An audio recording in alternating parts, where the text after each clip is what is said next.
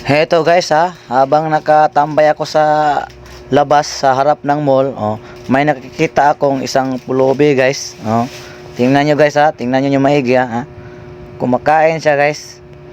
Nakikita ko siya na pag may dumaan, nanghihingi siya ng pagkain o pera. Pero dito mo malalaman guys kung may malalambot ba puso guys. Sa dami ng dumaan guys, hindi man lang nagbigay guys, kahit pagkain lang. Tingnan nyo guys, maraming dumadaan dyan guys, pero hindi ko nakikita guys na may nagbigay man lang. Pero hindi natin sila masisisi hindi natin alam, sila naghirap din. Kasi ako guys, habang nakatingin ako, binigyan ko na lang siya ng pagkain. So kitang kita po natin yan guys, na may dumaan dyan na medyo nandidiri pa siguro, medyo umiskerda ng dinaanan. Tingnan nyo, makikita nyo guys, maraming dumadaan dyan. Hindi lang 2, 3 o 4 yung dumadaan dito, kasi dito kasi siya nakatambay sa harap ng mall at dito siya nakaupo sa gilid.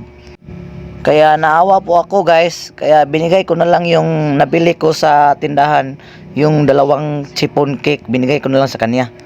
Kaya habang kinain niya yung chiffon cake guys, may lumalapit na matanda. Iwan ko, di ko alam magkakilala ba sila o hindi. Lumapit at tumabi sa kanyang inuupuan at nag-uusap sila.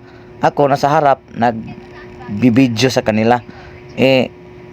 Makakaantig ng puso guys, makakaantig ng damdamin.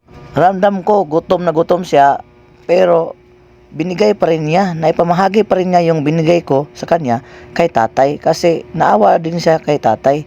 O iwan ko kasama ba sila o hindi, kasi hindi ko nilang tinanong. Dito lang ako sa harap kumukuha ng video. Ayan, parang gutom din si tatay. Kinain din niya yung binigay ng pulubi, yung babae na may daladalang kalit-litang anak. So mapapaisip kayo na kahit kailangan na yung pagkain, nagawa pa rin niyang ipamahagi doon kay tatay.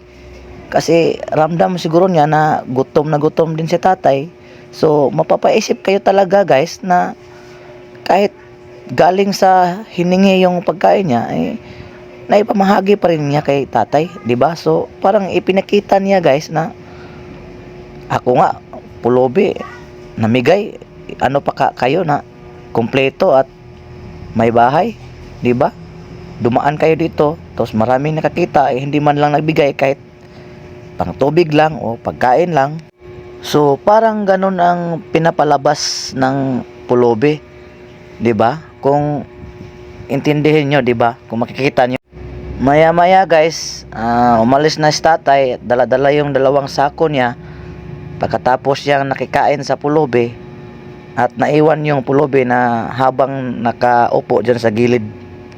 Ito ay actual na video na kung saan ay may malalambot lang na puso ang nakaka-relate nito.